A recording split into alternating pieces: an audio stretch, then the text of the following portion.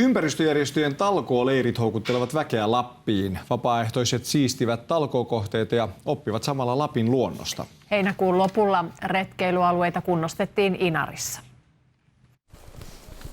25 vapaaehtoista ympäri maailman on touhunut Inarissa viikon ajan. Talkoolaisten tavoitteena on, että retkeilyalueet säilyvät paikallisten ja turistien ilona jatkossakin. Roskia ei täällä ole tarvinnut itse asiassa hirveästi siivota, eli retkeilyalueet on suhteellisen hyvässä kunnossa. Kiitos siisteille retkeilijöille, mutta muuta kunnostustyötä täällä on sitten riittänyt.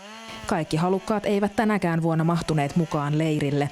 Espanjalainen Alberto Aparicio Rios on talkoolaisena ensimmäistä kertaa. We are rebuilding the roof of the shelter, adding these two sides, make it bigger. That's it. We're cutting wood and putting that on top. Onko Alberto ollut hyvä apupoika?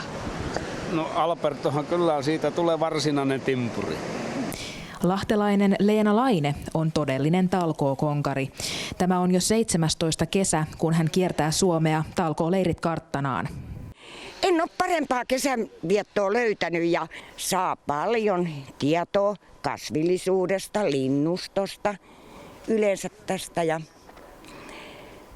ja varsinkin iltanuotiolla kun istutaan, niin kyllä mä vuosien aikana huomannut, että ainakin noille, jotka tuolta Ruuhka-Suomesta tulee, niin kyllä tämä on myöskin semmoinen sosiaalinen tapahtuma.